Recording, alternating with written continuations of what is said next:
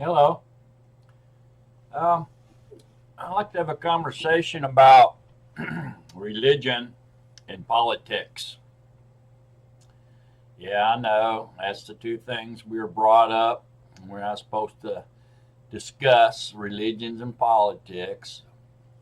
But ironically, religion and politics together make up the beast, the system of the beast, or the system of control authored by Satan himself. Is how what he uses to control the laity or the people of the earth with. Um, a lot of very interesting stuff comes up when you start studying about religion and politics. But once you're able to start seeing the picture more clearly, you start to realize that there is Yahuah has no religion. There's no religion required to worship Yahuah. It's all done on a one-on-one personal relationship type basis.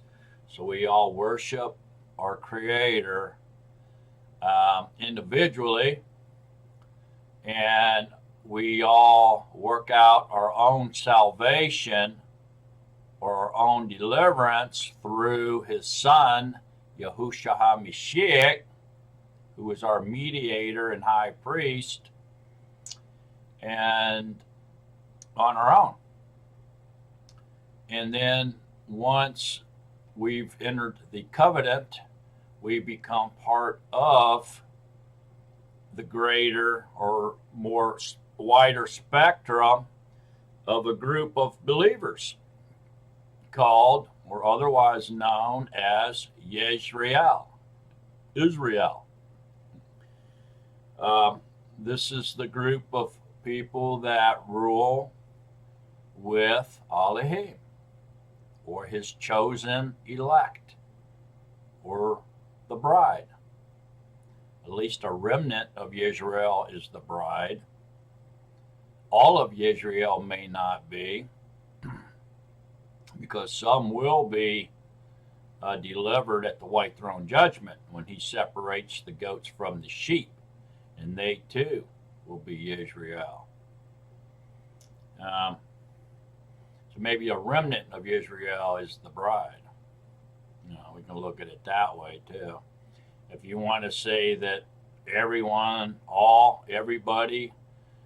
that is delivered at the end in the kingdom reign is the bride, that's fine. If that's what you believe, I don't see it being a salvation issue.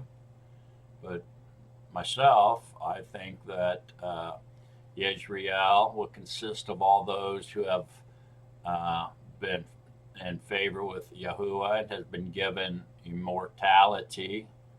And I believe that only a remnant of that group will be the actual bride. I think the bride is the group that prepared herself and became white as snow or without blemish, spot, and wrinkle, and was able to overcome the world through her belief and the indwelling spirit of Yahushua, and became the bride. Okay, so that's what I believe. But anyways, let's go on with today's study, if you will. And I find it very interesting that out of all the religions and all the denominations in the United States and around the world, that everyone thinks that they are the true church or the one true group of believers, okay? And I just find it amazing that none of them are. They're all in error. Because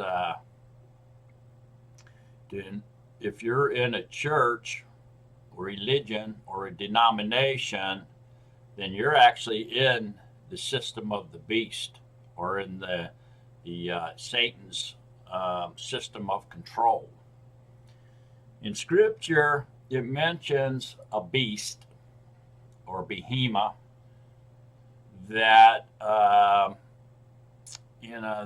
that controls the world, basically. You find it in Revelations and middle Revelations, basically starts talking about that. But then there's another beast, if you will, that is called the man of perdition or the man of lawlessness. Okay, and then there's another system in Revelations that is called, they refer to it or her as Mystery Babylon. And she is the mother of whores. And so then we find another person that's involved in this Mystery of Babylon called the false prophet. And so I think, and we'll get into it a little bit deeper toward the end here, but that the system of control, which is the beast, is made up of the clergy here, okay? The white horse being Catholicism and the green horse being Islam. And white horse Catholicism is all of Christianity. I know everybody says that Christianity and Catholicism is not the same, but it is. And we're going to talk more about that here in a moment, and we'll be able to see that fairly clearly. But the white horse includes Catholicism and all of Christianity as a whole. Okay, but the clergy, which is a religious group, is where it is the mother of whores, or the Mystery Babylon is right here. Okay, it's the Mystery Babylon, the mother of whores. And the false prophet is the one that's going to come out of this group and be the speaker for this group, or the leader, if you will. The leader, speaker, whatever you want to say. So mother of whores, Mystery Babylon, the false prophet will be the representative of this tier or level of the beast. The beast itself being all up together. Okay. The nobility here, the black horse is capitalism, the red horse, communism, and all the other governments. Those are just the two big ones, are in this group. And this group here is the beast, the behemoth. And from this group will come the representative, the speaker, or the leader, if you will be the man of perdition. Man of perdition, the lawless one. Some call him the anti-Messiah. Okay, the son of Satan. But the leader here in the nobility, the leader group, the politics, the politicians, the religions, the politicians. Okay, and the leader will be the anti-Messiah, if you will, or the man of lawlessness, the lawless one, man of perdition. He'll be the spokesman, the leader, the representative of this group. The false prophet will be the leader, spokesman of this group, representative of this group, the religious sect, the political sect, politics and religion here, okay? And of course, they all control the laity or the commoners, the people. And these people strive for power, position, and possessions. And then the mainstream media pushes the agenda of the beast. Okay? It overwhelms all the groups. So that's your politics and religion. That's what we're going to kind of talk about. So if you're in a religious group, a denomination, or politics or anything like that, you are actually performing in the beast. Okay, so you have the beast. Okay, you have the mother of whores or mystery Babylon,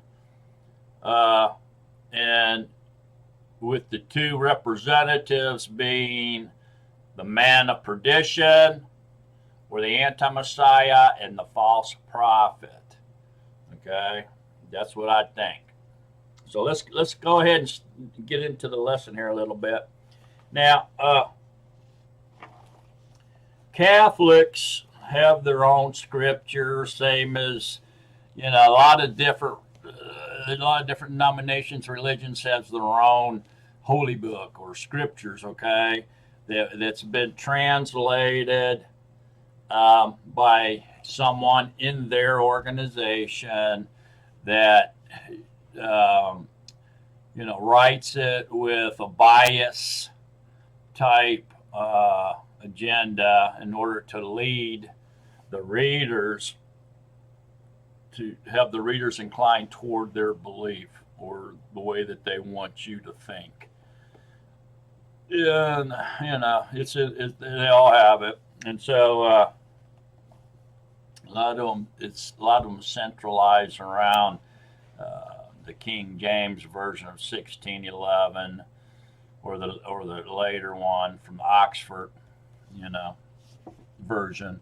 But if you really think about it, when they say that, they all love to say this of late. This is the new fad that they say. Okay, is that we took all the translations available, including the Hebrew transcripts, all the Greek transcripts, the everything available, plus the Dead Sea Scrolls, and we came up with the best version possible.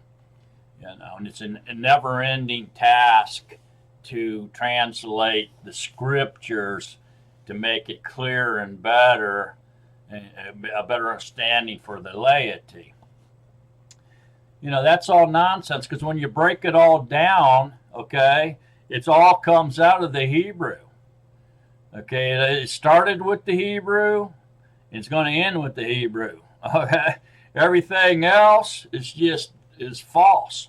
And the Dead Sea the Dead Sea Scrolls that they claim that they're using to make a better translation is nothing less than the Hebrew Tanakh, all right, or the Nazarene writings. But what they're doing is they're manipulating those, and they're replacing the Hebrew names, okay, and with Greek names and Latin names to make it appear as though their modern day translations are correct. Like the Dead Sea Scrolls, confirms that their modern day translations are correct. That's all they're doing. They're in other words, they're lying to cover up their lies. So lies upon lies, to cover themselves. Okay, because they don't want to be found liars or idiots or deceivers, or the stratagem, which are your enemies. So it's just deceivement. The whole thing is delusion. Okay, so there are some translations out there that are based on Hebrew script, and they do an honest translation over into English, and the names, the Hebrew names, are brought over exactly the way they appear and sound in Hebrew, in which they have to do, because names cannot be translated. They have to be, if they're transliterated into another alphabet, they have to carry the same sound as the original name did in the original language, not in the target language. There's no change. So Yahuah, which is the name of the Creator in Hebrew, when you say it in English, it sounds like Yahuah. When you say his name in Chinese, it sounds like Yahuah. When you say his name in Greek, it sounds like Yahuah.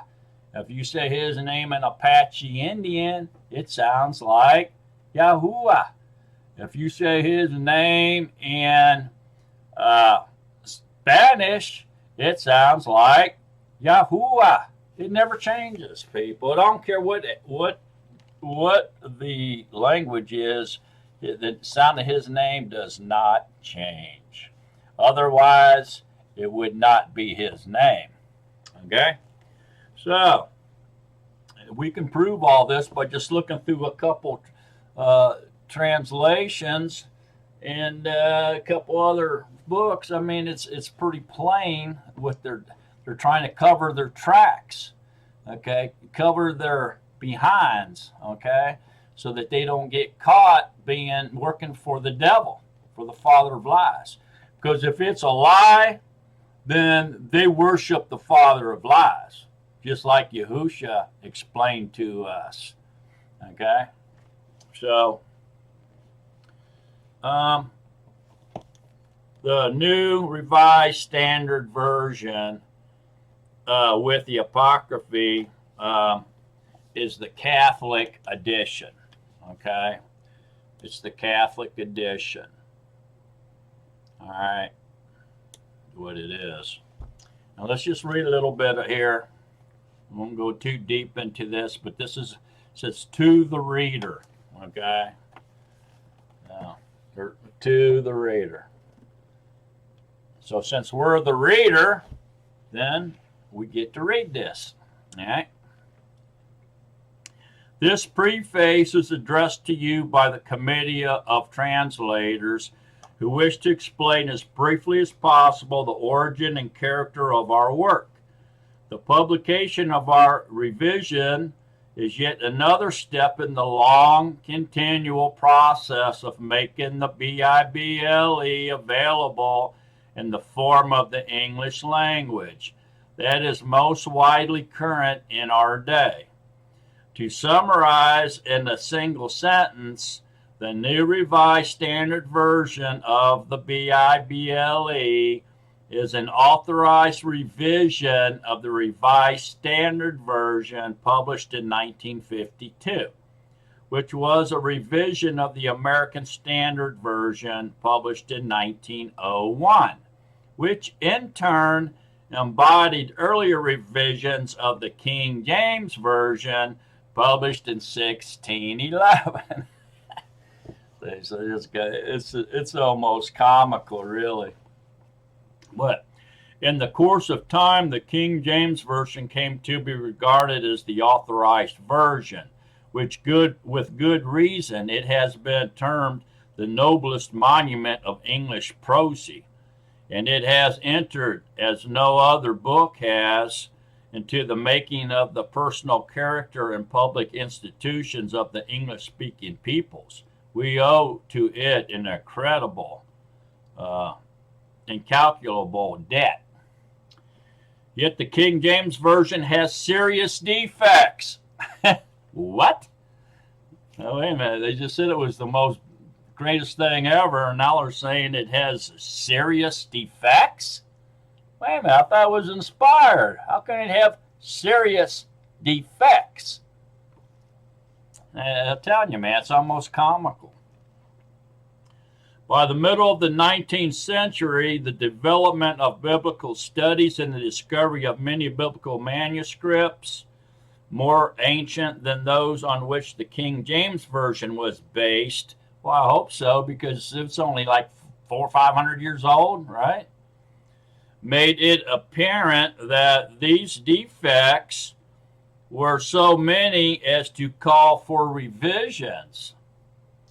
The task was begun by authority of the Church of England in 1870.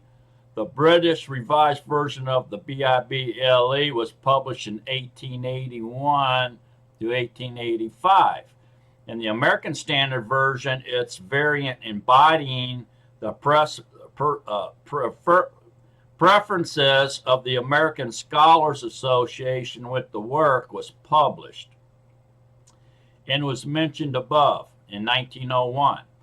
In 1928, the copyright of the latter, see that copyright? There's the problem right there. Everybody wants to make some money. Is that later was acquired by the International Council of Religious Education and thus passed into the ownership of the churches of the United States and Canada that were associated in this council through their boards of education and publication. The council appointed a committee of scholars to have charge of the text of the American Standard Version and to undertake inquiry concerning the need for further revision. After studying the questions whether or not revision should be undertaken, and if so, what its nature and extent should be, in 1937 the council authorized a revision. The scholars who served as members of the committee worked in two sections, one dealing with the Old Testament and one with the New Testament. In 1946, the Revised Standard Version of the New Testament was published. The publication of the Revised Standard Version of the Bible containing the Old and New Testaments took place on September 30th, 1952. A translation of the Apocryphy books of the Old Testament followed in 1957.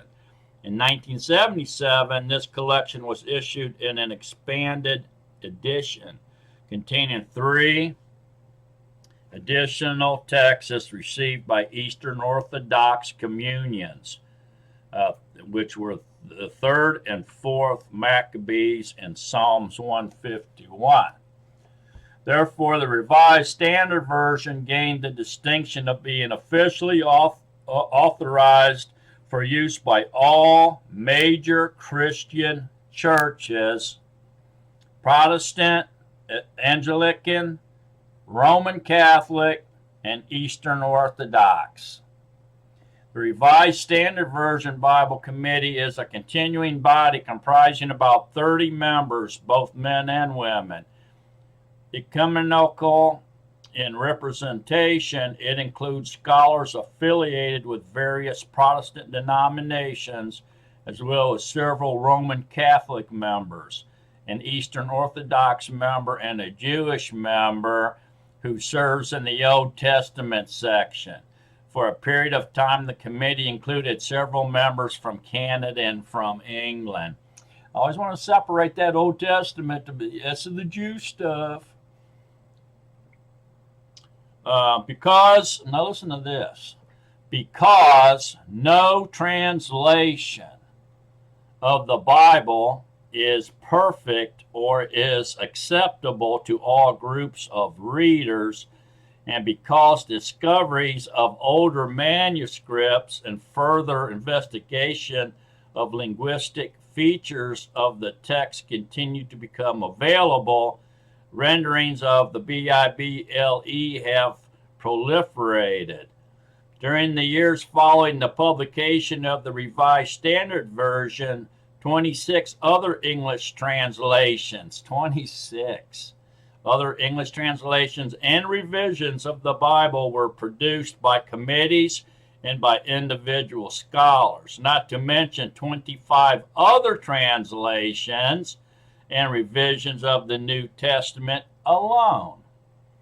One of the latter was the second edition of the RSV New Testament, issued in 1971, 25 years after its initial publication. Following the publication of the RSV Old Testament in 1952, significant advances were made in the discovery and interpretation of documents in Semitic languages related to Hebrew. In addition to the information that has become available in the late 1940s from the Dead Sea texts of Isaiah and Habakkuk, subsequent accusations from the same area brought in light many other early copies of all the books of the Hebrew Scriptures except Esther. Through most of these copies, although most of these copies are fragments, during the same period, early Greek manuscript copies of books of the New Testament also became available. In order to take these discoveries into account, along with recent studies of documents in Semitic languages related to Hebrew, in 1974, the Policies Committee of the Revised Standard Version, which is a standing committee of the National Council of the Churches of Christ in the USA, authorized the preparation of a revision of the entire RSV Bible. For the Old Testament, the committee has made use of the Biblia Hebraica Stuttgartercia, Hebrew scripts, I guess. This is an edition of the Hebrew and Aramaic texts as current, early in the Christian era, and fixed by Jewish scholars, the Masoretes, of the 6th to the 9th centuries. The vowel signs which were added by the Masoretes are accepted in the main, but where the more probable and convincing readings can be obtained by assuming different vowels, this has been done. No notes are given in such cases because the vowel points are less ancient and reliable than the consonants. Man, when an alternate reading given by the Masoretes is translated in a footnote, this is identified by the words "another reading is." It just goes on and on and on, man. I mean, I'm going to skip over here now. It says, careful readers will notice that here and there in the Old Testament, the word Lord, or in certain cases God, is printed in capital letters. This represents the traditional manner of English versions of rendering the divine name, the Tetragrammaton, following the precedents of the ancient Greek and Latin translators and the long-established practice in the reading of the Hebrew Scriptures in the synagogue. While it is almost, if not quite certain, that the name was originally pronounced Yahweh, which it's not, it's Yahuah, this pronunciation was not indicated when the Masoretes added vowel sounds to the consonantal Hebrew text, to the 4 consonants YHWH of the name, which had become to be regarded as too sacred to be pronounced. They attached vowel signs indicating that in its place should be read the Hebrew word Adoni, meaning Lord, or Elohim, meaning God. Ancient Greek translators employed the word kuros for the name, and the Vulgate likewise used the Latin word dominos for Lord. The form Jehovah is of late medieval origin. It is a combination of the consonants of the divine name and the vowels attached to it by the Masoretes, but belonging to an entirely different word. Although the American Standard Version of 1901 had used Yahuah to render the tetragrammaton, the sound of Y being represented by J and the sound of W by V as in Latin. For two reasons, the committees that produced the RSV and the NRSV returned to the more familiar usage of the King James Version. The word Jehovah does not accurately represent any form of the name ever used in Hebrew. The use of any proper name for the one and only God, as though there were other gods from whom the true God had to be distinguished, began to be discontinued in Judaism before the Christian era and is inappropriate for the universal faith. Ooh, the universal faith of the Christian church. Wow. That right there, that last sentence right there wraps it up, man. I mean, that tells you plainly that who the Catholics are. They're Christians. And if we go over here to Exodus, we'll just say, we'll go down here and see what they're saying. Exodus 3:13. The divine name revealed, it says. But Moses said to God,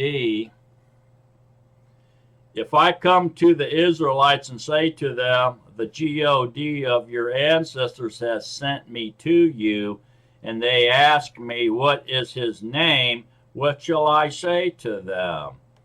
God said to Moses, I am who I am. He said further, thus you shall say to the Israelites, I am has sent me to you. God also said to Moses, thus you shall say to the Israelites, the Lord, the God of your ancestors, the God of Abraham, the God of Isaac, and the God of Jacob has sent me to you. This is my name forever, and this my title for all generations. So there you go. They didn't put the name in there. They're still using the devices or the stratagem. Okay? So that's pretty plain. And then if you go over here, this is the complete Jewish Bible. Okay? See it? The complete Jewish Bible. So you would think they would have the name, right? Especially since they're going relating to the Hebrew, you know what I'm saying? But it won't take long for us to see what they're doing here. I mean, right here in the introduction.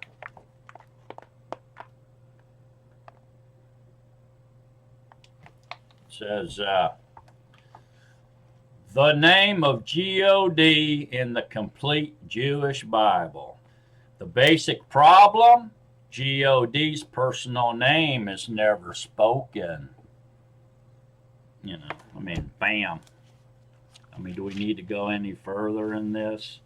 Let's jump over here. It says, the New Testament is a Jewish book.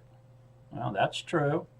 However, the time came for restoring the Jewishness of the New Testament, for the New Testament is in fact a Jewish book, by Jews, mostly about Jews, and for Jews as well as Gentiles.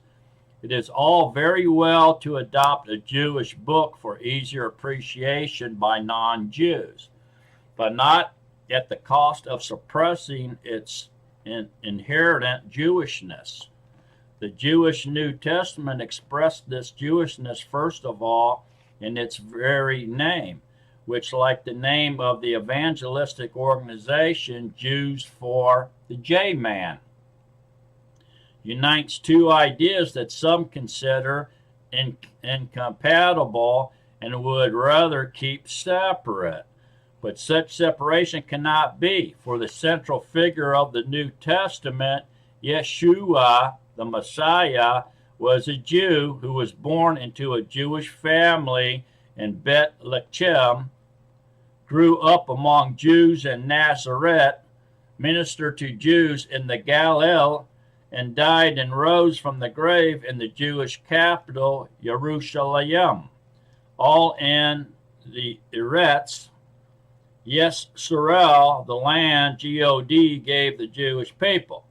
Moreover, Yeshua is still a Jew, since he is still alive, and nowhere does Scripture say or suggest that he has stopped being Jewish. His 12 closest followers were Jews. For years, all his Talmudim were Jews, eventually numbering tens of thousands in Jerusalem alone. The New Testament was written entirely by Jews, Luke being in all likelihood a proselyte to Judaism, and its message is directed to the Jew especially, but equally to the Gentile. It was Jews who brought the gospel to non-Jews, not the other way around. Shaul, also known as Paul, the chief emissary to the Gentiles, was a lifelong observant Jew, as is abundantly clear from evidence in the book of Acts. Indeed, the main issue in the early Messianic community, that is, the church, was not whether a Jew could believe in Yeshua, but whether a Gentile could become a Christian without converting to Judaism. The Messiah's vicarious atonement is rooted in the Jewish sacrificial system. The Lord Supper is rooted in the Jewish Passover. Immersion, baptism, is a Jewish practice. The new covenant itself was promised by the Jewish prophet Yirmiyahu. The very concept of a Messiah is exclusively Jewish, and that Jewish Messiah taught that salvation is from the Jews. Indeed, as the name Complete Jewish Bible suggests, the Brit Hadashah completes the Tanakh, so that the New Testament without the Old is as impossible as the second floor of a house without the first, and the Old without the New as unfinished as a house without a roof. Moreover, such of what is written in the Brit Hadashah is incomprehensible apart from its Jewish context. Okay, so it just goes on and on and on. But yet they still use G-O-D, L-O-R-D, church, all the Christian names, titles, and so forth and so on, okay, they use in that. So the ground foundation of this one is that everything is Jewish. Jewish Messiah, Jewish customs, Jewish language. Everything was written in Jews, came from Jews, for the Jews, written for the Jews, to the Jews, and the Gentiles. It can also be included, and they are correct. That is correct. That is truth. But the rest, this is amazing that they don't use the proper names, especially for the Creator and the Deliverer. It blows my mind. But anyways, as you can see, the beast is entangled up even in Judaism, okay, and even the Jews for the J-Man, J-E-S-U-S. They even use that name. It's amazing to me. And Yeshua, and they know that that's not correct either. Okay, so this one is the JPS. All right, it's the Hebrew English Tanakh. All right, And it's kind of cool because it, see, it's on the back side. See that? So they go backwards. This is, when you open this up in our books, this is the last page, but in their book, it's the first page. So they go backwards. They go from right to left, not left to right. But anyways, the thing I want to get to here, you can take a look at it. I don't know if some of you may have this. Psalms.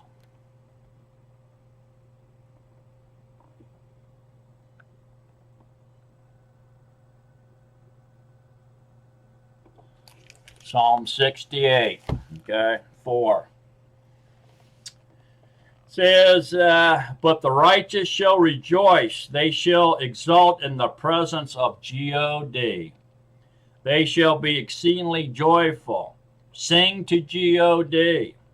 Chant hymns to his name. Extol him who rides the clouds. The Lord is his name. The Lord is his name. Exalt in his presence, the father of orphans, the champion of widows. God in his holy habitation. God restores the lonely to their home, sets free the imprisoned, safe and sound, while the rebellious must live in the parched land. Lord, the Lord is his name? Are you kidding me? Coming from this? I mean, amazing, or is that amazing? I mean, my goodness, we can go to this right here. The NKJV. We can go. Let's turn to that. This is what is amazing to me. Okay. I mean, we can even go to the New King James Version and get a better description of his name than we can the Tanakh, the JPS. Okay, so let's go right there and do it. But let the righteous be glad. Let them rejoice before God. Yet let them rejoice exceedingly. Sing to God. Sing praises to his name. Extol him who rides on the clouds. By his name, Yah. Y-A-H. Yah. Isn't that amazing? And rejoice before him. A father of the fatherless, a defender of widows. Is God in his holy habitation? God sets the solitary in families. He brings out those who are bound into prosperity, but the rebellious dwell in dry land. At least they're using Yah in one sentence in this. I mean, unbelievable. So the point I'm trying to make here is all religions, okay, are in the system of the beast. So if you're in a religion, get out. It don't matter which one it is. It don't matter if it's Hindu, Voodoo, Catholic, Islam, Voodoo, Christianity, same thing as Catholicism. It don't matter. If you're in a religion, get out. Yahuah has no religion. He wants a personal relationship with you through the mediator, Yahushua HaMashiach. All right. So this little gem here is called the Handbook of Denominations in the United States. Look how thick that is. It's amazing, really. The wars, the arguing, the quarreling all over this, what's in this book right here. Okay, it's amazing. But they even take the denominations and categorize them. They got Judaism, Christianity, the Orthodox and Oriental Orthodox churches, the Catholic churches, Episcopal and the Anglican churches, the Lutheran churches, the Reformed, Congregationalist, and Presbyterian churches, the Mennonite and the Anabaptist churches, the Friends or Quakers churches, the Brethren and Pietist churches, the Baptist churches, the Methodist churches, the Native American Christianity churches, holiness churches, Christian and Restorationist churches, Stone Campbellite tradition, Adventist and Sabbatarian churches based on Hebraic. Okay, and there you're going to find Jehovah's Witnesses listed under that one, which is mind-blowing. The NWT. I've just been doing some research on that since I gave testimony to that Jehovah's Witness I'd met in Walmart. And I just don't even know what to tell you about that. I mean, there's one article I found. You may be able to Google it yourself, but I found it on YouTube, and it was actually a Satanist, somebody that practiced Satanism, and he actually recommended the NWT, the Jehovah's Witness, the Watchtower scriptures is the one that you should be reading. So I mean, a Satanist recommends the Watchtower Bible. I don't think I'm going to be reading it. But anyways, Unitarians and Universalists, Pentecostal churches, fundamentalist and Bible churches. I mean, it's got a bunch of them under them. See them? Look at them all under there, under the different head. I mean, they're all categorized. It's just mind blowing. Community and New Paradigm churches, Islam, Latter-day Saints, that's the Mormons, esoteric spiritualists and New Thought Body churches, Baha'i Church, Nation of Islam Church, Unification Church, Interdenominational Church. And of course, you got the Coexistence Church, where they're all universalism put together. You know, it's just crazy. This is just all crazy. The preface is amazing. I'll just read a few excerpts from it. Here's one. Listen to this. When churches use the word denomination, it describes themselves and others, which is an implicit acknowledgement or even acceptance of the legitimacy of other churches. Because of this implicit acceptance of pluralism, at least within the broad Christian tradition, many churches do not describe themselves as denominations. They view themselves as the one true church. I think they all do that. Other Christian bodies do not use the term denomination because it is not a biblical term. Yeah, right. Funny how they use that when they want to. Listen to this. It is important to recognize that many, perhaps most, of the groups in this handbook originated in the midst of conflict. Yeah, see that? In the midst of conflict. So in other words, they get in an argument with their pastor over a verse, they split off and start their own denomination, and on and on and on and on. All right.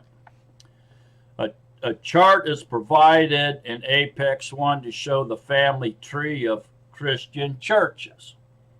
Most of the branches on that tree represent divisions and divorces. Divisions and divorces? Yeah, like the mother and her daughters, the Mystery Babylon and her daughters, the mother of whores. You know, they're called the mother of whores because they're all committing idolatry. Religious schemes have many roots. Sometimes they are a result of reform efforts. For instance, some denominations broke with the parent bodies over the issue of abolition or revival methods. Sometimes new denominations are formed because of disagreements over fundamental teachings or different interpretations of God's will. Crazy. Devout people may disagree over dietary rules or observance of the Sabbath, for instance. The handbook tries to let each denomination tell its own story rather than attempting to adjudicate claims to a particular tradition. Yeah, tradition. That's the key word in that paragraph. Listen to this.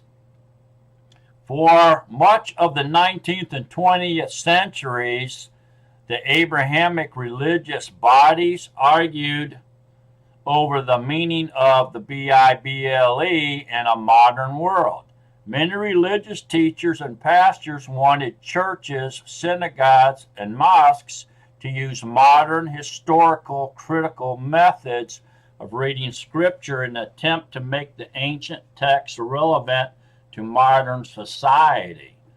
This attempt at modernization caused a great deal of controversy, and many institutions were formed to defend traditional doctrines and ways of reading the Bible.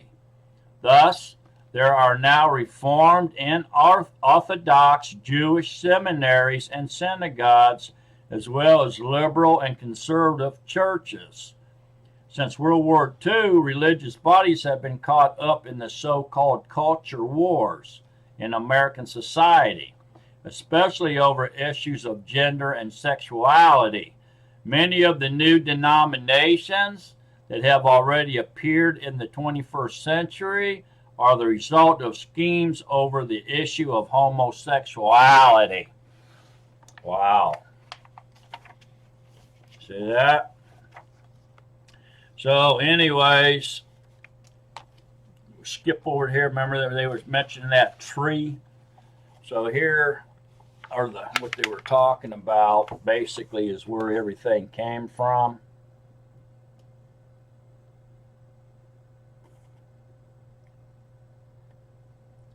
The one I find really interesting is this one. See if you can focus in on that. Look at this right here. Catholic, Protestant,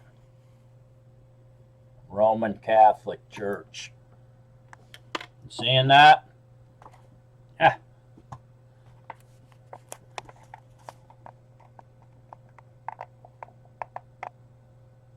See?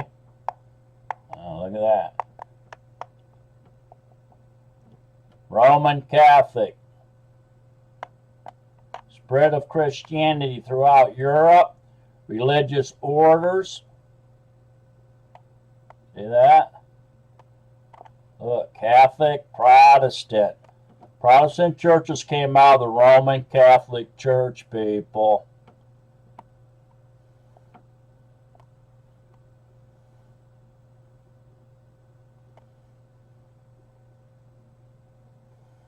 Look at that. Greek Orthodox. Constable. See old Constantine up there?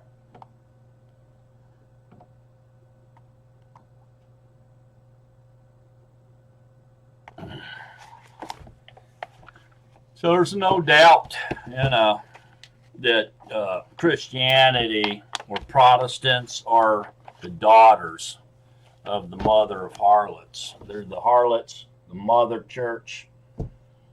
Catholicism, Roman Catholic, Holy Roman Catholic Church is the mother.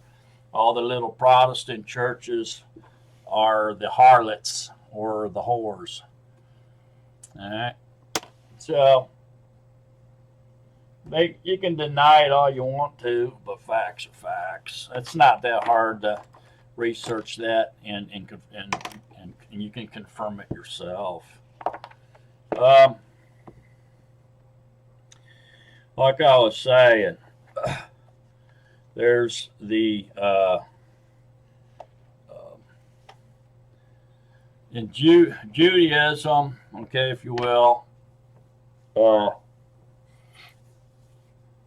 Orthodox Judaism. There's this obvious split between the one people that call themselves Jews, the Orthodox Judaism, that stick with the Tanakh. Well, we just looked in the Tanakh, okay, and they use all the God and the Lord and all that, just like the Christians do. It's a religion. It's no different. They've taken Yahuah's instructions, and they've in their Talmud, and they formed a man-made doctrine, a religion, and they go into their synagogues, which are basically formed like churches. If you look inside of one, you see what I'm talking about. It's just another religion, man. And then they let the ones that have split off of that or divided from them, and they're the Jews for the J-man. All right? Jews for J-E-S-U-S, Jesus.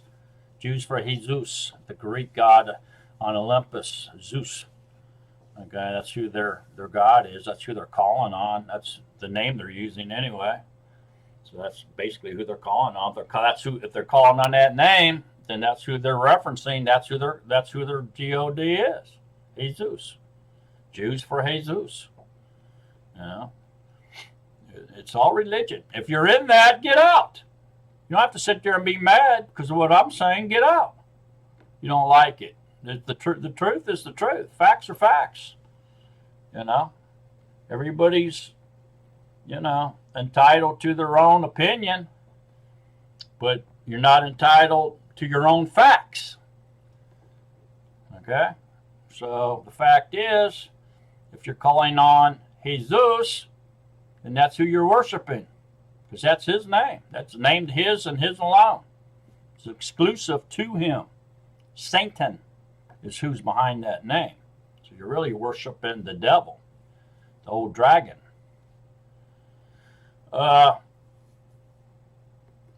So they're all religions. You just throw them all into the same group. They can divide themselves all they want within that circle, that group of religion, or the first tier, the clergy of the beast. They can divide all they want to inside of that step, that tier, and put them all in there. Every single one of them was right here. Orthodox Judaism, Jews for the J-man, Catholics, Protestants, Islam, Voodoo, Hindu, Buddhist. I don't care which you are. You go right here. You're in the beast. Okay? And your leader, your representative, your spokesman's going to be the false prophet. All right? The political people, whatever you're in here, capitalism, communism, Islam, whatever it is, you're in here. And your leader or your representative will be the man of lawlessness, the man of perdition, or the anti-Messiah, whatever you want to call him. Here he is, son of Satan. Okay? He'll be your honcho.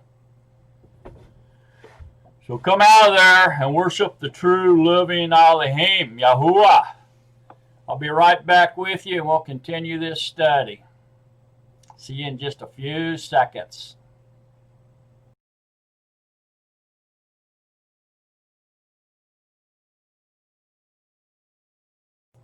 Hello, back. Let's continue on with this lesson. Very important lesson, really. Like I said, Yahuah has no religion. No religion required to worship our Creator. Religions are doctrines of men, doctrines of demons, and part of the beast system of control. Satan's system of control, the beast, the behemoth. which will be destroyed on the return of Yahushua. Let's do a little bit of scriptural studying on this, and hopefully we'll get a little bit more insight about it, and we'll be able to start seeing through the fog a little more clearer, and realizing that religions are traditions based on falsehood is what they really are. Okay, so we need to recognize that and do something about it. Once our eyes or ears are open to the truth, then we need to do something about that. So let's get into scripture and research some amazing facts about traditions and religions. Okay, so first let's go to John 8, verse 24. Therefore I say to you that you shall die in your sins. This is Yahushua speaking now. To the Pharisees, to the religious leaders of his time is who he's talking to. Therefore I say to you that you shall die in your sins. For if you do not believe that I am, which means Yah, you shall die in your sins. So if you don't believe that he's Yah, you will die in your sins. That's what he's saying here. Yahuah, Yahusha is Yahuah incarnated. There's only one living Elohim, one creator and one judge. Okay, and it's Yahuah. Then they said to him, who are you? Because he just told them he was Yah. And they're like, who are you? What'd you just say? And Yahushua said to them, altogether that which I even say to you. I have much to say and to judge concerning you. See, to judge concerning you. But he who sent me is true. And what I heard from him, these words I speak to the world. So here he is relating to them through the incarnation, okay, through the flesh. So Yahushua was like no other man that's ever lived or ever will live, in which he had dual natures. Dual nature. Nobody else has ever had that. Dual nature means he was flesh. He was fully flesh and blood, like we are. Okay, he had the same body we have, flesh and blood body. Okay, which was fully human. Okay, his body was fully human, flesh and blood, just like ours. Okay, and then he was dually divine. He had a divine nature. So he was spiritual nature, divine nature. He was fully divine. So he's fully human and fully divine. He had dual natures, okay? And so that from here, sometimes he's speaking from his fleshly nature, and then sometimes he speaks out of his divine nature. So you have to be able to discern which way Yahushua is speaking. Is he speaking from his human nature that didn't know nothing, was weak, like we are? Or was he speaking of out of his divine nature, which was Elohim and all powerful? Okay. So here we can tell that he's speaking from his dual nature, his human nature when he said that.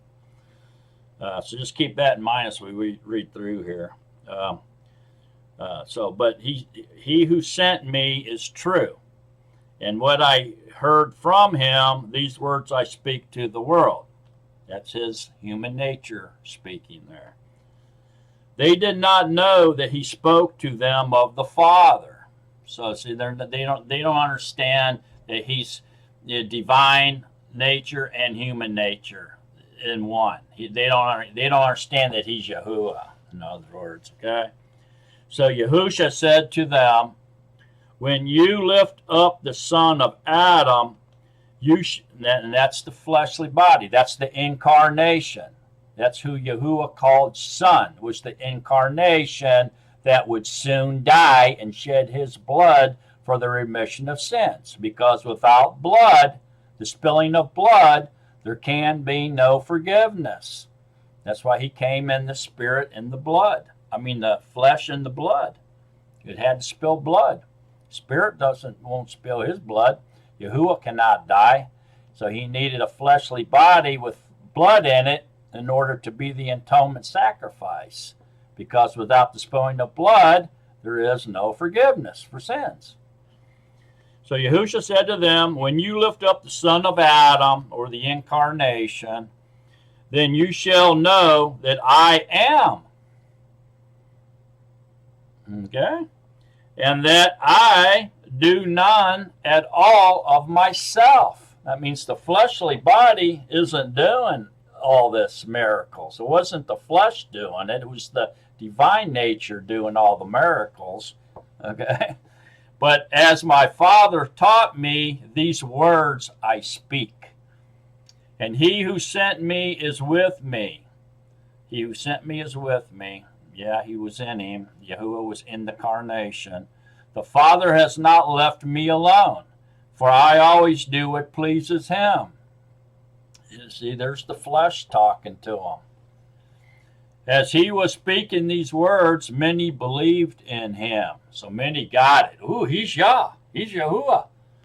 You know, so some of them got it. And they believed that he was Yahuah. So Yahushua said to those Yehudim who believed him, if you stay in my word, you are truly my pupils, and you shall know the truth, and the truth shall make you free. They answered him, we are the seed of Abraham, and have been servants to no one at any time. How do you say you shall become free? Yahushua answered them, this was the ones that didn't believe. They heard him say that to the ones that believed, so now they're coming back. What? What are you talking about? So you shall become free, and have been servants to no one. How do you say you shall become free? Yahushua answered them, truly, truly, I say to you, everyone doing sin is a servant of sin. And the servant does not stay in the house forever. A son stays forever. If then the Son makes you free, you shall be free indeed.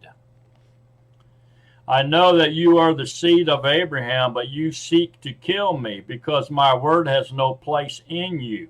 If I speak what I have seen with my Father, and you do what you have heard from your father.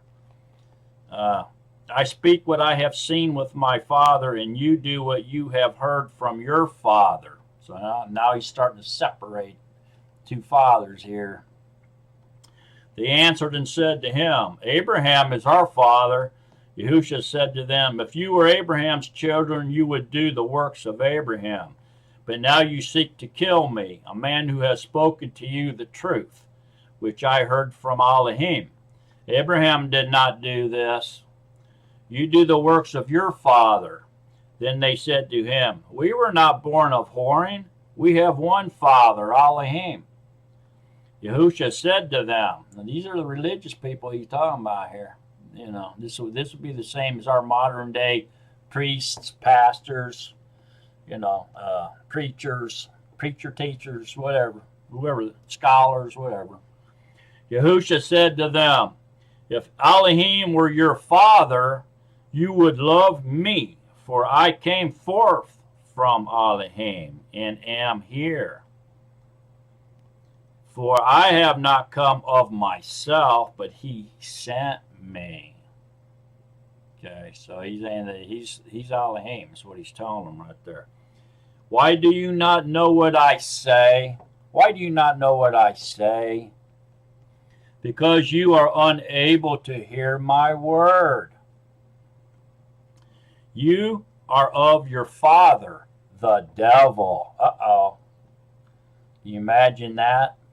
You are of your father, the devil. And the desires of your father you wish to do.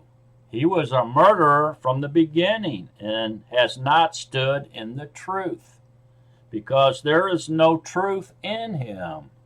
When he speaks the lies, he speaks of his own, for he is a liar and the father of it. And because I speak the truth, you do not believe me. Who of you proves me wrong concerning sin? And if I speak the truth, why do you not believe me? He who is of Elohim hears the words of Elohim. Therefore, you do not hear, because you are not of Elohim. The Yahudim answered and said to him, do we not say well that you are a Samaritan and have a demon? And Yahushua answered, I do not have a demon, but I value my Father, and you do not value me. And I do not seek my own esteem. There is one who is seeking and is judging. Truly, truly, I say to you, if anyone guards my word, he shall never see death at all. The Yahudim said to him, now we know that you have a demon. Abraham died and the prophets. And you say, if anyone guards my word, he shall never taste death at all? Are you greater than our father Abraham, who died, and the prophets who died? Whom do you make yourself to be? Yahushua answered, if I esteem myself, my esteem is none at all. Speaking of his flesh. It is my Father who esteems me, of whom you say that he is your Elohim. And you have not known him, but I know him. And if I say I do not know him, I shall be like you, a liar. But I do know him, and I guard his word. Your father Abraham was glad that he should see my day, and he saw it and did rejoice. The Yahudim therefore said to him, what? You are not 50 years old, and have you seen Abraham? Yahushua said to them, truly, truly, I say to you, before Abraham came to be, I am. So right there, folks, Yahushua said, yeah. And this was considered blasphemy and worthy of stoning to death. So right there in front of their face, he said that I am Yah, or Yah. Okay? And so they picked up stones. Therefore, they picked up stones to throw at him. But Yahushua was hidden and went out of the set apart place, going through the midst of them, through the middle of them, and so passed by. Very, very powerful statement right there. Are you understanding what that's saying? He said the name Yah straight to their face. Okay, that he was Yah. So they got that tripped them out, made them extremely angry, and in their wrath, they all reached down to pick up rocks, and they about ready to stone him to death for saying that he was Yah, and all of a sudden, they're standing there with rocks in their hand, and he's gone. And it says that he was hidden and went out of the set apart place, going through the midst of them. So, hey, you know what he did? He became invisible. He became invisible. And he walked right out of there. They didn't see him. Either that or he shape-shifted and became a little kid or a woman or something and walked out of there. And they didn't recognize him because he changed his looks. So, yeah, he could go invisible and he could shape-shift. He was all of him. Okay? Anyway, the point of it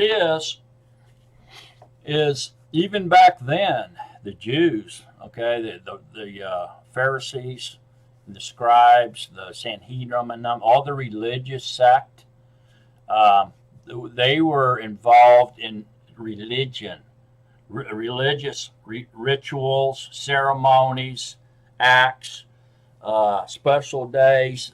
They were doing all kinds of weird stuff. They were even worshiping pagans and pagan gods and astrology and stuff like that secretly within the temple of Yahuah on the Temple Mount.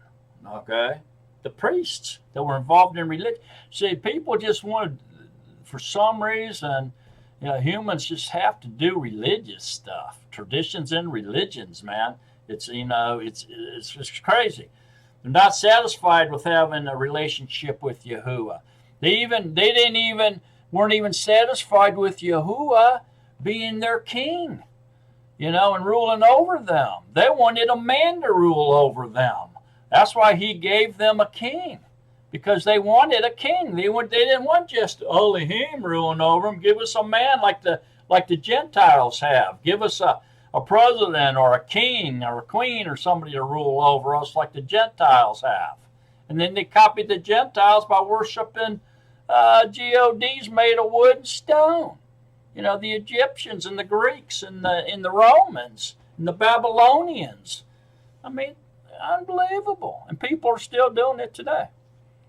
So these people back then, during his time, were involved in religion, which is traditions based on falsehood or pagan rituals and deities and stuff. That's what they were doing. And that's why he had a problem with them.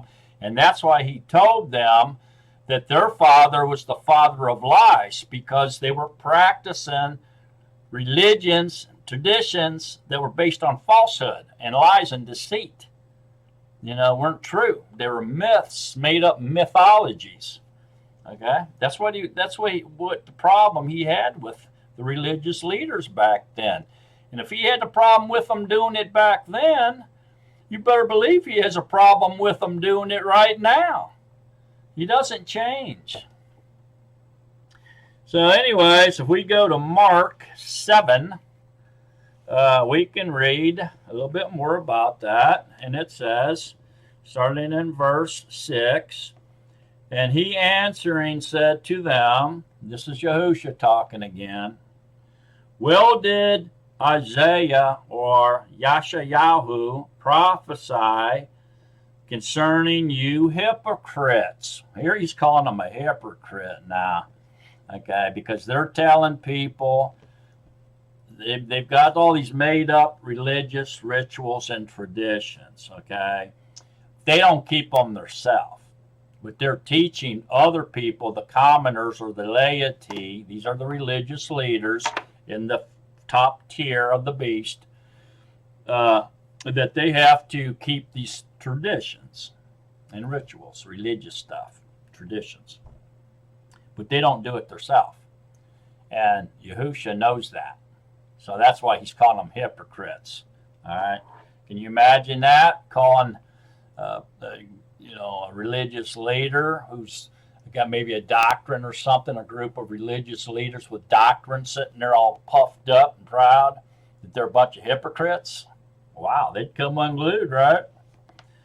So anyway, and he answered, said to them, well did Yeshayahu prophesy concerning you hypocrites, as it has been written, this people reject me, these people respect me, they respect me with their lips. So they're giving him lip service. But their heart is far from me. So yeah, even though they're saying, talking respectful with their lips in front of people, he knows inside of them, their hearts are far from them. They're just doing it for show or money or whatever.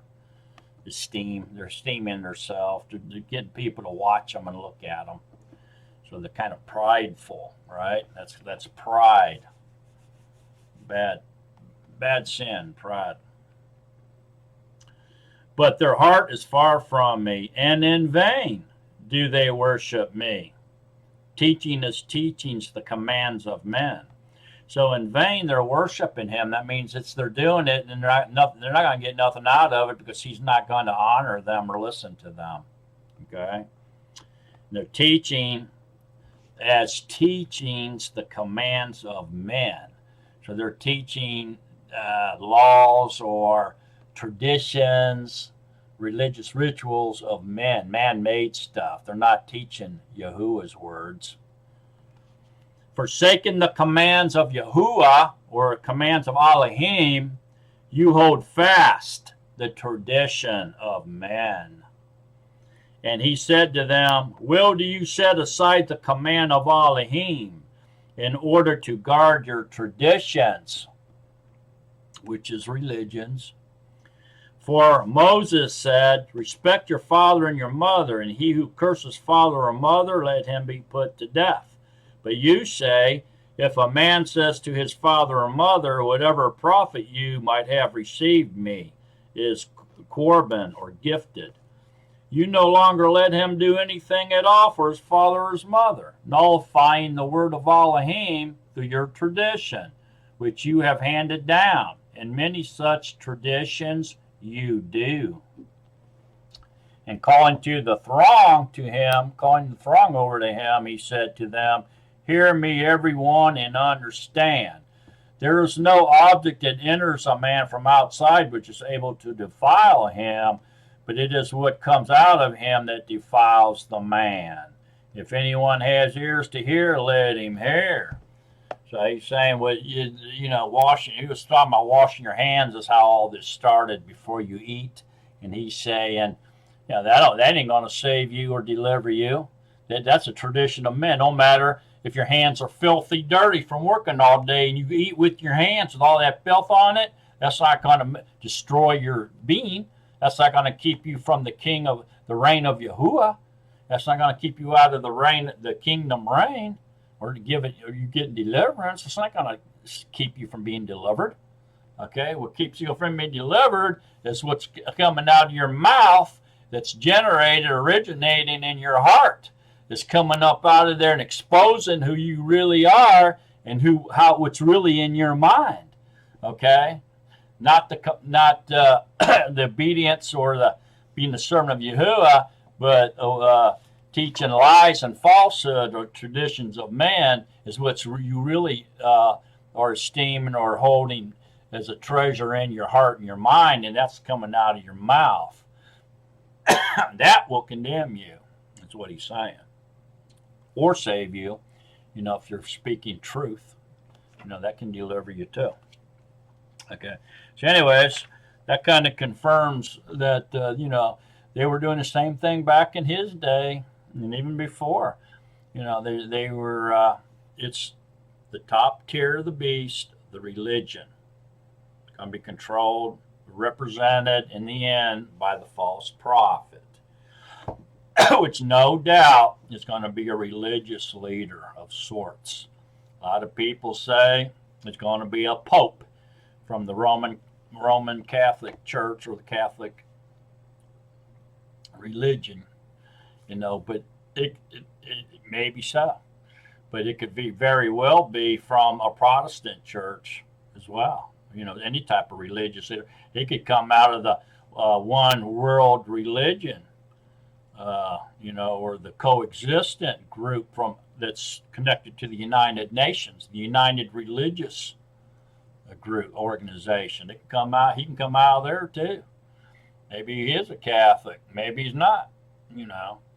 Doesn't really say, but I would say there's a strong possibility of it, that he will. But we know that the beast is no doubt the main group, in that clergy tier is no doubt Catholicism, because all the other churches, Christianity comes out of that. Okay, so the universal religion of Catholicism birthed all them other little Protestant churches. We just read about that. It's easy to find. You can deny that all you want, but the facts are facts, man. You got to snap out of the falsehood and accept the truth. That's what you need to do if you don't believe that. You're just denying the truth is all you're really doing. So let's go over here to Revelations one time, and Revelations 13. Go to Revelations 13. And it says, "And I stood on the sand of the sea, and I saw a behemoth, or a beast, coming up out of the sea, having 7 heads and 10 horns, and on his horns 10 crowns, and on his heads names of blasphemy." Okay, so names of blasphemy. That could be the names of some Protestant churches. It's a possibility now that could be the names of blasphemy, but who knows? And the behemoth could be names of pagan gods too, But who knows? But anyway, and the beast I saw was like a leopard, and his feet were like the feet of a bear. Now, leopard, it could be Germany, the Third Reich. Okay, and the bear could be Russia. A lot of times animals in prophecy represent nations or people, okay? Different nations or kings or leaders. So that could be, leopard could be Germany, and the bear could be Russia, the Third Reich in Russia here. And his mouth like the mouth of a lion. That could be, a lion is representative of Britain, Great Britain. UK. And the dragon gave him his power and his throne and great authority. So the dragon gave the beast the great authority. I saw one of his heads as having been slain to death, and his deadly wound was healed, and all the earth marveled after the beast. Now, a lot of people say that this was the anti-Messiah getting wounded and then coming back to life, thought dead and comes back to life. Some people think that it's the Catholic Church when it was wounded when Martin Luther broke away from the Catholics, and started his own sect. That wounded, that hurt the Catholic Church, and but since he was talking about bears, lions, and leopards and stuff just prior to that, I'm thinking that the deadly wound was healed. He's talking about a nation, a governmental, a nation or some sort, and maybe from the second tier, which would be the nobility group. If that's true, it's probably referring to Germany, when they were split in half. They were wounded after World War II. They lost World War II. They split them in half. The United States and their allies took the Western Germany, and Russia took the Eastern Germany, and they drew a line and split it right in half, which was a wound to the leopard. Okay, Berlin was over into East Germany. Okay, beyond the divide, and then that little city there, Berlin, was split in half. So the whole country was split in half, and Berlin was split in half, which laid on the East German side. Now that's all gone, and the leopard or Germany, it's one whole country again, so the wound has been healed. You see that? That's a possibility now. I'm not saying it is, I'm just saying it's a possibility. And they worship the dragon who gave authority to the beast. And they worship the beast, saying, "Who is like the beast? Who is able to fight with him?" Now, the United Nations was also a product of the after the World War II as well, And so the beast here could be speaking of the United Nations. It's a possibility. And he was given a mouth speaking great things and blasphemies. And he was given authority to do so 42 months. And he opened the mouth in blasphemies against Yahuah, so to blaspheme his name, his tent, and those dwelling in the heaven. And it was given to him to fight with the Kadeshim and to overcome them. And authority was given to him over every tongue and tribe and nation. And all those dwelling on the earth whose names have not been written in the book of life of the slain Lamb from the foundation of the world shall worship him. So now it seems like maybe it's talking about an individual rather than a group, of a government or a nobility type rule, a thing like the beast, the system of the beast. It seems to be identifying an individual. Possibly could be speaking of the ruler or the representative of the nobility or that second section, okay, or tier, the nobility tier that makes up the beast. So this could be talking about the representative or the speaker for that group, okay. If anyone has an ear, let him hear. He who brings into captivity shall go into captivity. He who kills with the sword has to be killed with the sword. Here is the endurance and the belief of the Kadeshim. And I saw another beast coming up out of the earth, and he had two horns like a lamb and spoke like a dragon. So I see, here's where I think that he's actually talking about the representative, okay? The speaker for the beast system. I believe that prior to that was speaking of the beast system in whole. So I mean, even though it sounded like it was an individual, that whole group of political governments of man and the devil, the beast, is referring to as one. Now I think it's starting to talk about the representative right here.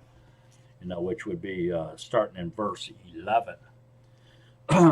And I saw another beast coming out of the Eretz, and he had two horns like a lamb and spoke like a dragon. And he exercises all the authority of the first beast in his presence and causes the earth and those who dwell in it to worship the first beast, whose deadly wound was healed.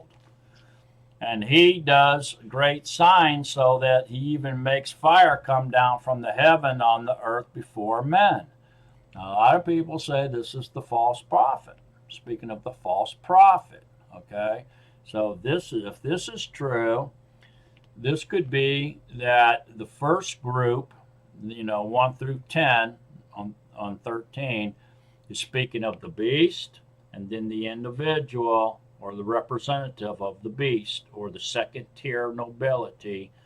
And then this is talking about the second tier and the representative or the speaker for the first tier, the first tier, which would be the religious sect and the false prophet, starting in verse 11. And that could be too. It does sound like that. And he leads astray those dwelling on the earth because of those signs which he was given to do before the beast, saying to those dwelling on the earth to make an image to the beast who was wounded by the sword, yet lived. See, that's why they're saying the Antichrist is going to be, or the Anti-Messiah is going to be wounded and then come back to life because of that right there. But it could be the Third Reich, okay? And there was given to him to give a ruach to the image of the beast. Ruach. That could be a statue. That could be the cross. That could be, it could be that John was seeing a television, like in Times Square, that big giant screen. And the beast was on there, the anti-Messiah was on there speaking. and he didn't know how to describe that other than the image of the beast came to life. That could be how John described that, because he wouldn't know what a television was. Anyway, and there was given to him to give a ruach to the image of the beast, and that the image of the beast should both speak and cause to be killed as many as would not worship the image of the beast. So the image of the beast could be his that he saw him on television, and he's calling that the image of the beast, or the anti-Messiah, And it could be the cross. The image of the beast could very well be the cross, the sun cross, the sun crux. And he causes all, both small and great, to receive and rich and poor, and free and slave, to be given a mark upon the right hand or upon their forehead, and that no one should be able to buy or sell except he that has the mark or the name of the beast, or the number of his name. Here is the wisdom. He who has understanding, let him calculate the number of the beast, for it is the number of a man, and his number is 666. So, this could be that the mark or the name of the beast could be those who are worshiping on the first day of the week, or Sun's Day, which is the name of Satan. Sun, Satan, Sun's Day is named for sun worshipers. And if you're worshiping the sun, then you would be worshiping Zeus or Apollo, or one of those other sun deities, and so since they're all mythology, they're just the smoke screen, if you will, and you take away the smoke, so you see a clear vision, you're really worshiping Satan. And that could be people are worshiping on Sunday, because the day of rest for Yahuah is the last day of the week, the seventh day, or the Yom Shabbat, which they call Saturday. So that could be. But anyways, this is definitely letting us know that there's a beast system, and there's going to be a political and a religious leader come out of those controlling governors. So the religious leader, false prophet, come out of the clergy group, and then the political leader, or the man of perdition, or the anti-Messiah, will come out of the nobility group, making up the beast. So that's pretty much what that right there is telling us that. Now, so it sounds singular, and so we go over to 2 Thessalonians. We read that let no one deceive you in any way, because the falling away is to come first, and the man of lawlessness is to be revealed. So there is a man of lawlessness, which is the speaker or the representative, of the political system, the nobility sect. The son of destruction, who opposes and exalts himself above all that is called Elohim, or that is worship, so that he sits as Yahuah in the temple of Yahuah, showing himself that he is Yahuah. So he'll be an identity thief.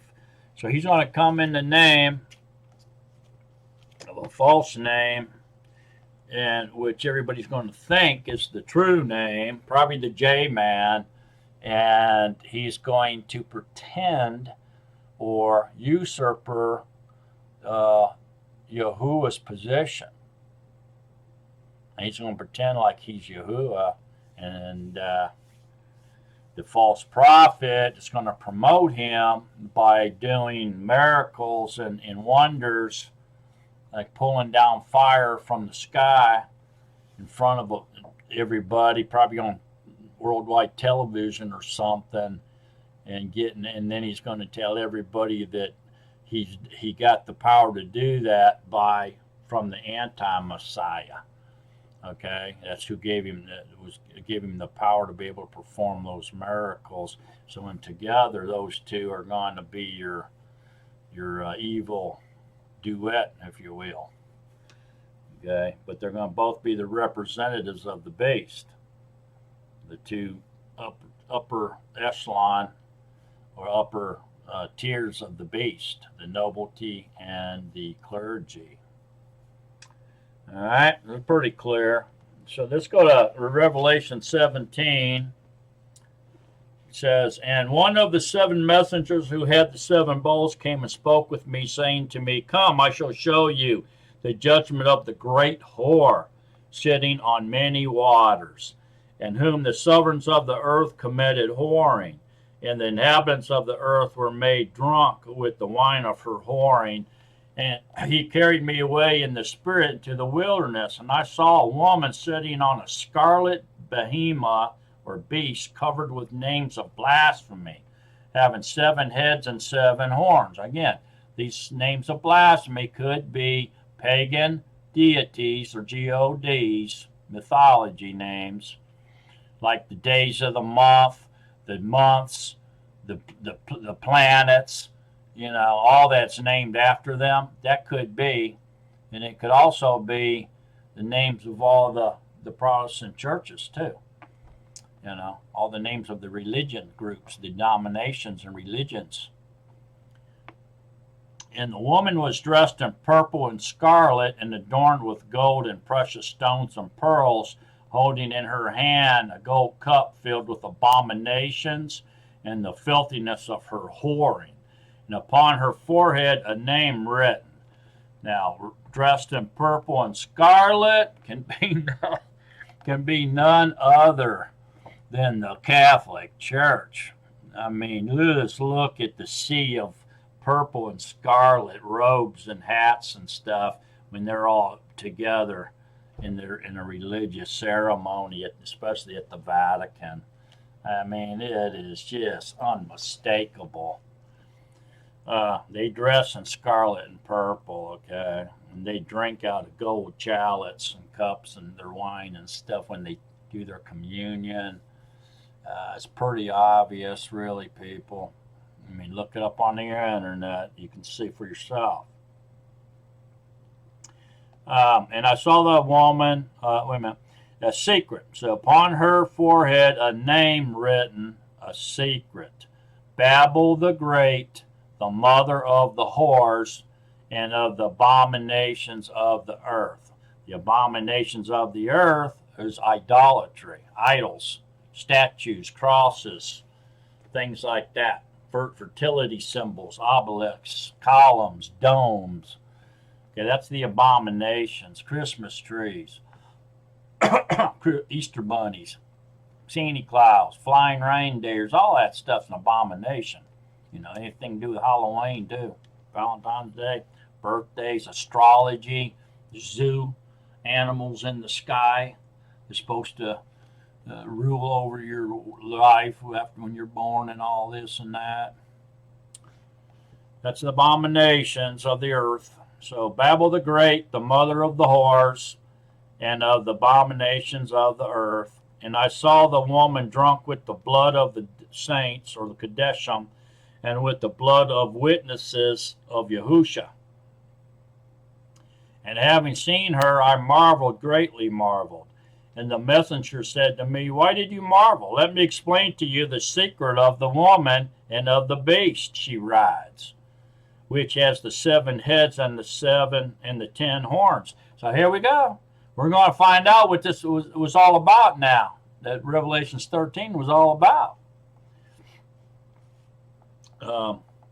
The behemoth, or the beast that you saw, was and is not and is about to come up out of the pit of the deep and goes to destruction. And those dwelling on the earth, whose names are not written in the scroll of life from the foundation of the world, shall marvel when they see the beast that was and is not and yet is. Here's the mind having wisdom. The 7 heads are 7 mountains on which the Asha sets. So the 7 heads are 7 mountains on which the woman sets. In Rome, okay, the Vatican is built, Rome is built on 7 hills, 7 mountains, okay? Look it up. It's not even a stretch. It's built on 7 mountains. The Vatican is built on a mountain that used to be the graveyard of Rome. Okay? Unbelievable. Look up the word Vatican. Anyway, and there are 7 sovereigns. 5 have fallen. So 7 sovereigns is 7 kings or 7 kingdoms or nations. 5 have fallen and 1 is. And the other has not yet come. And when he comes, he has to remain a little while. And the behemoth was, and a lot of people refer this to Daniel's image, the image of Daniel, the dream of Daniel. And the beast that was and is not is himself also the 8th, and is of the 7, and goes to destruction. So it's going to be destroyed. And the 10 horns which you saw are 10 sovereigns, or 10 kings, or 10 nations, who have not yet received a reign, but receive authority as sovereigns with the behemoth for 1 hour. So 1 day is 1,000 years, and 1,000 years is 1 day to Yahuah. What will 1 hour be?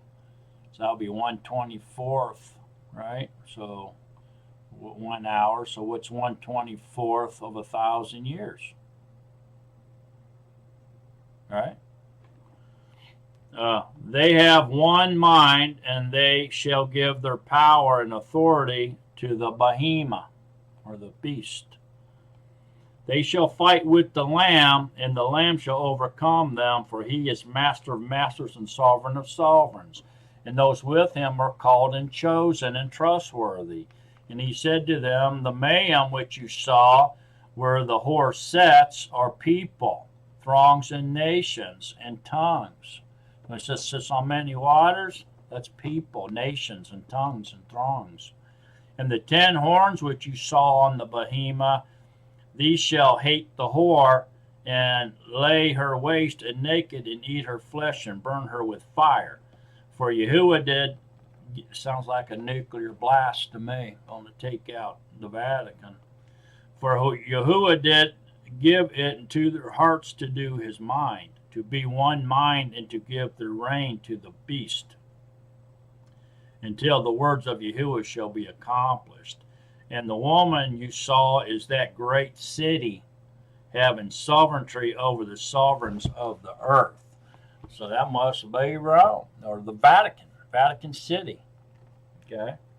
That's why people say the Catholic Church is, is where the false prophet's going to come from. From what we just read there. Okay? So let's jump over to 19:17. Says, and I saw 1 messenger standing in the sun, and he cried with a loud voice, saying to all the birds that fly in mid-heaven, come and gather together for the supper of the great Yahuah, to eat the flesh of sovereigns, and the flesh of commanders, and the flesh of strong ones, and the flesh of horses, and those who sit on them, and the flesh of all people, free and slave, both small and great. And I saw the beast and the sovereigns of the earth and their armies gathered together to fight him who sat on the horse and his army. That's Yahushua coming back, the second coming. And the beast was seized, and with him the false prophet, who worked signs in his presence, by which he led astray those who received the mark of the behemoth and those who worshipped his image. The 2 were thrown alive into the lake of fire, burning with sulfur. So this is the first 2 to enter into the lake of fire, okay, or the Yam Ash. And the rest were killed with the sword which came from the mouth of him who sat on the horse, and all the birds were filled with their flesh. So here it sounds like two, but I believe it's the behemoth, the beast, is the system of control, okay, which includes the nobility and the clergy, okay.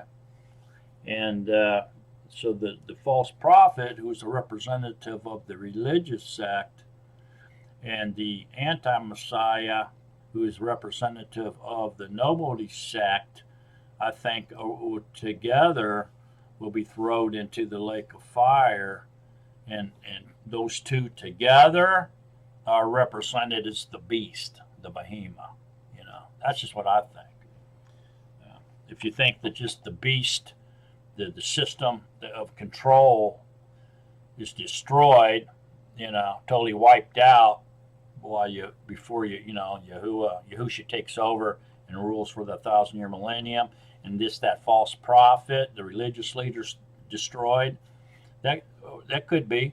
It could be a metaphor that all of men's governments, all of men's political systems and governments are destroyed, along with all of men's doctrines and traditions and religions of men are destroyed. So it could be the system, the government and religious systems of the world of men is totally destroyed and done away with. It could be metaphoric for that. A lot of people think that too.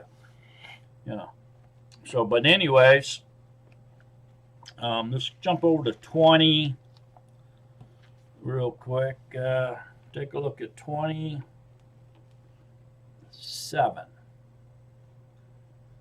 And when the 1,000-year millennium reign of Yahushua has ended, Satan shall be released from his prison. So he's been bound up for 1,000 years. And he shall go out to lead the nations astray, which are in the four corners of the earth, Gog and Magog, to gather them together for battle, whose number is as the sand of the sea. And they come up to the breadth of the Eretz and surround the camp of the Kadeshim and the beloved city. And fire came down from Yahuah out of the heaven and consumed them. And the devil who led them astray was thrown into the lake of fire and sulfur, where the beast, or the behemoth, and the false prophet are. And they shall be tortured day and night forever and ever. Okay, so the devil then, after the 1,000-year millennium reign, will be destroyed. All right. And then comes the great white throne judgment, and then eternal reign, or eternity after that. So, whether or not you believe that the behemoth and the false prophet are the religious sects of men, which would be, this would be the false prophet, and the nobility would be the behemoth or the beast. So this will be all the governments of man and the devil. This would be all the religions, traditions of man or the devil, and they will be totally destroyed, and will live under Yahushua's governments, and have a relationship with him, not a religion. Okay, in the end. So, if you're in a religion, come out. It says in Revelations, he says, "Come out of her midst, my people." He says, "Come out of her, my people." So he's calling his elect, his chosen ones, his bride, Yisrael, out of the beast, out of the false prophet, out of the nobility and out of the clergy, coming out of the beast. Come out of the beast.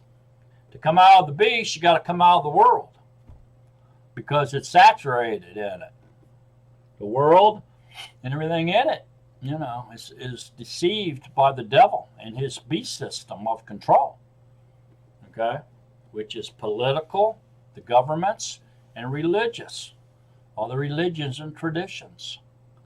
So whether or not you believe there's a spokesman or representative of each one of those in the latter days, that will be thrown in the lake of fire, which would be the anti-Messiah, or the lawless one, or the man of perdition, and the false prophet, which would be a religious leader, perhaps the Pope. And a lot of people think that, or maybe a religious leader coming out of the coexistent crowd or organization that's connected to the United Nations. It just really doesn't matter. It's not really a critical thing, whichever way it's true on that, but it's got to be in that ballpark, and but the point here is that all these religious doctrines or books, what you want to call them, this is the Catholic one, Catholic authorized edition. This is a good one to get. Kind of a hard read, but it's good, Or this one, the New King James. At least it has Yah in it in 3 different places, correct? And this one, the Tanakh,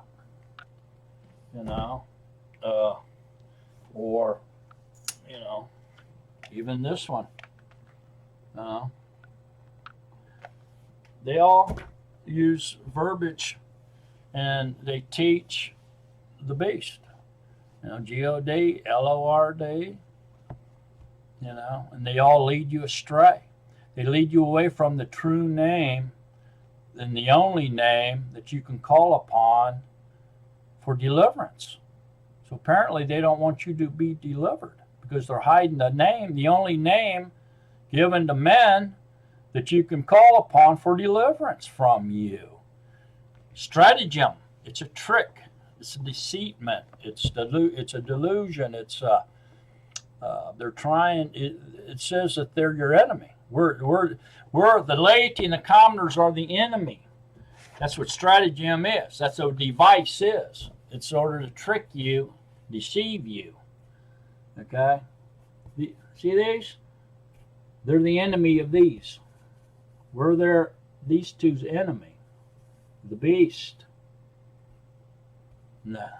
They're helping them deceive you with their false news and their deception, the delusion they create, the chaos, confusion they create to keep you in the dark.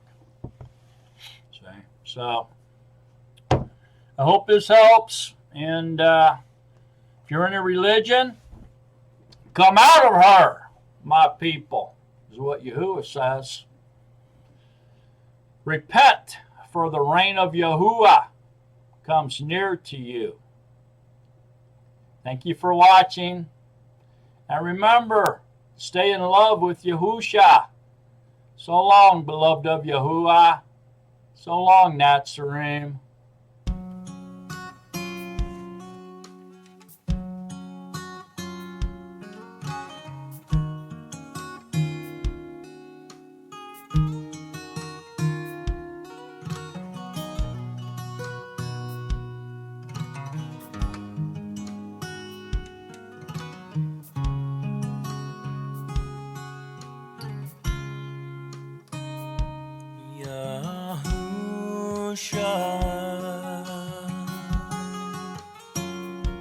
Living water,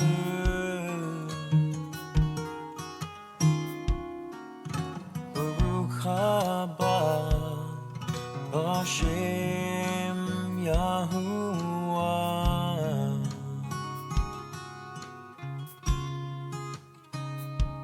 Yahusha.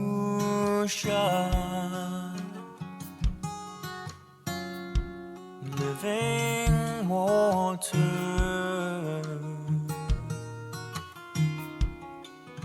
Baruch haba b'Shem Yahuah.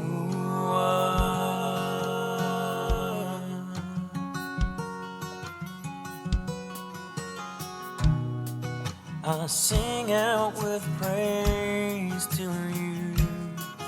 Your name is beautiful to me, my King.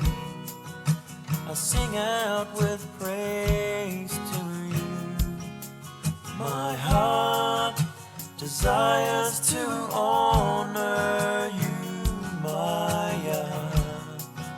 I sing out with praise to you, Yahusha.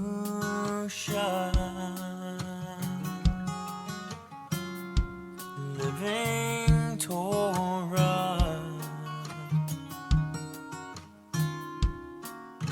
Baruch haba B'Shem Yahuah.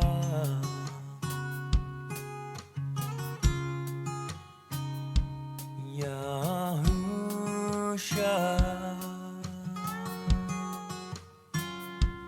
Living Torah,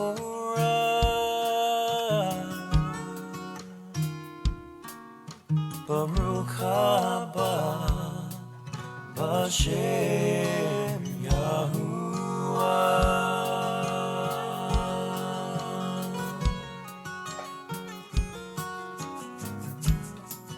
I sing out with praise to you.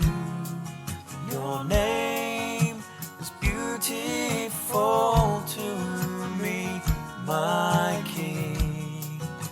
I sing out with praise to you. My heart desires to honor you, my Yah.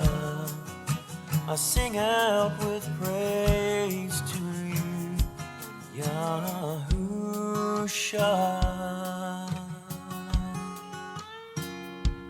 Living Torah, Baruch haba B'Shem Yahuah.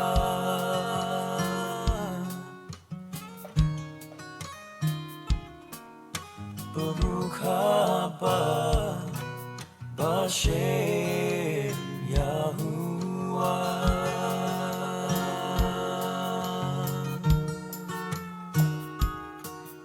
Baruch haba B'Shem Yahuah.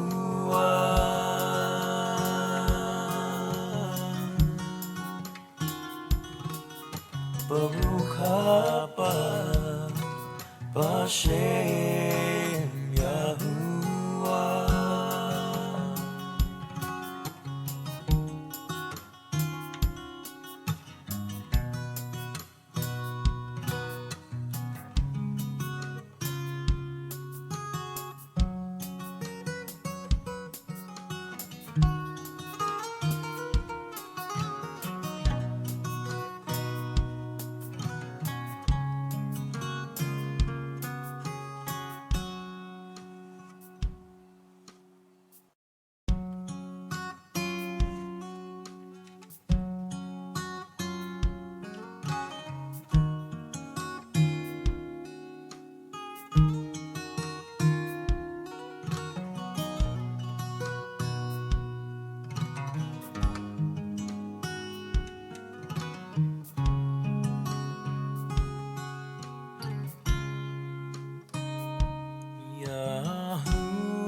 Yahusha.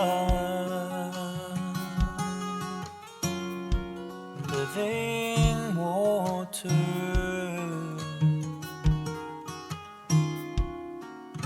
Baruch haba B'Shem Yahuah.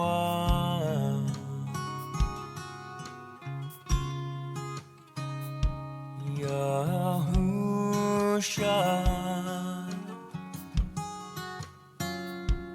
Living water,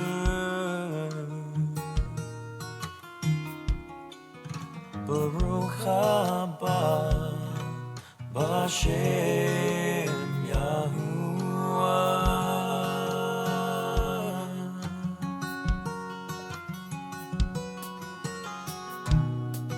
I sing out with praise to you. Your name is beautiful to me, my King. I sing out with praise to you. My heart desires to honor you, my Yah. I sing out with praise to you, Yahusha. Living Torah, Baruch haba B'Shem Yahuah.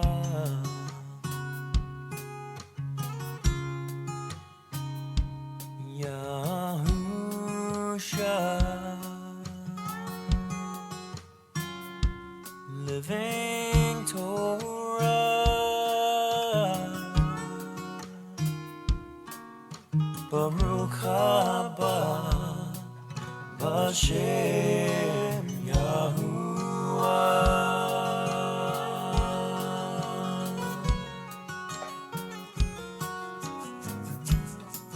I sing out with praise to you.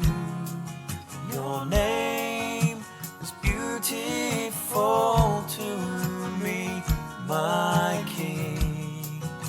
I sing out with praise to you. My heart desires to honor you, my Yah. I sing out with praise to you, Yahusha.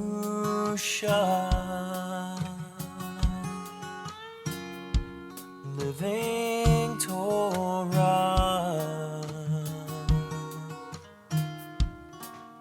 Baruch haba B'Shem Yahuah.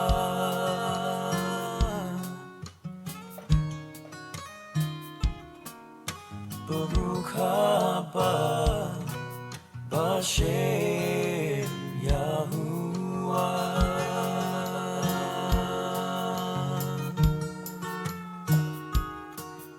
Baruch haba B'Shem Yahuah.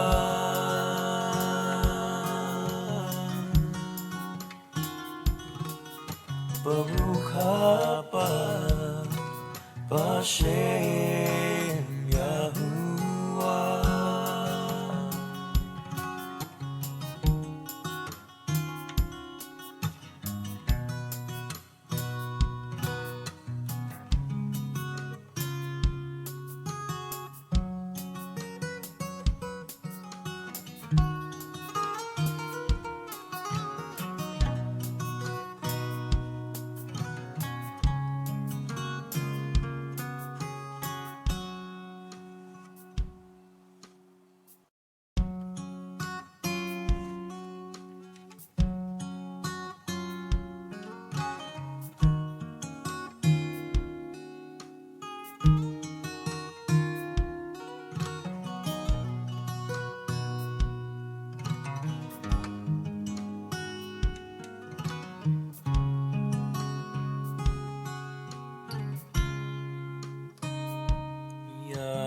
Yahusha.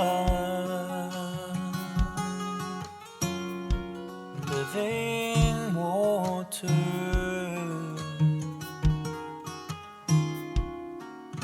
Baruch haba B'Shem Yahuah.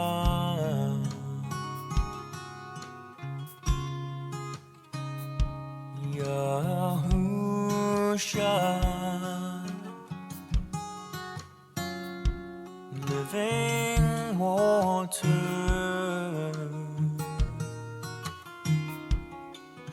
Baruch haba B'Shem Yahuah.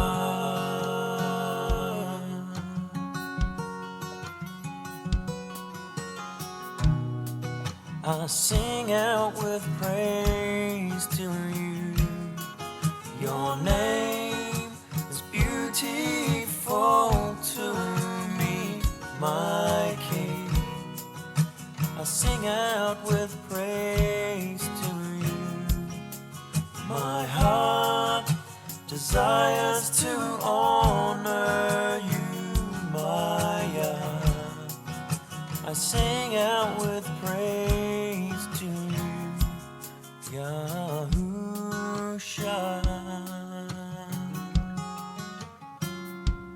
Living Torah, Baruch haba B'Shem Yahuah.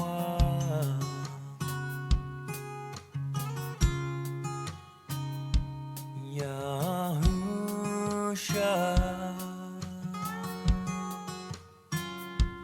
Living Torah, Baruch haba B'Shem Yahuah.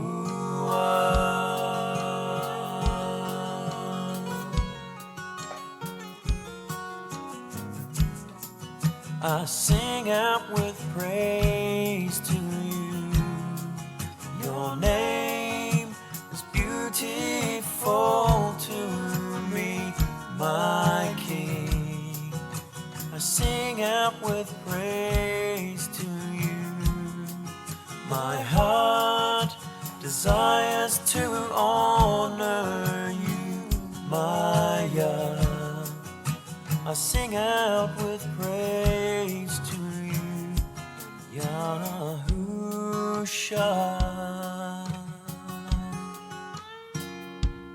Living Torah,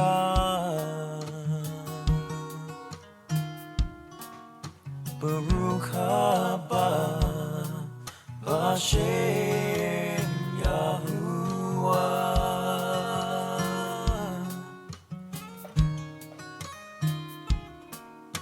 Baruch haba B'Shem Yahuah.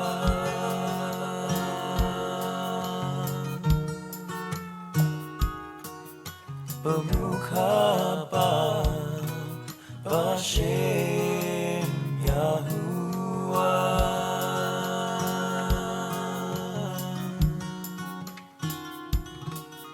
Baruch haba B'Shem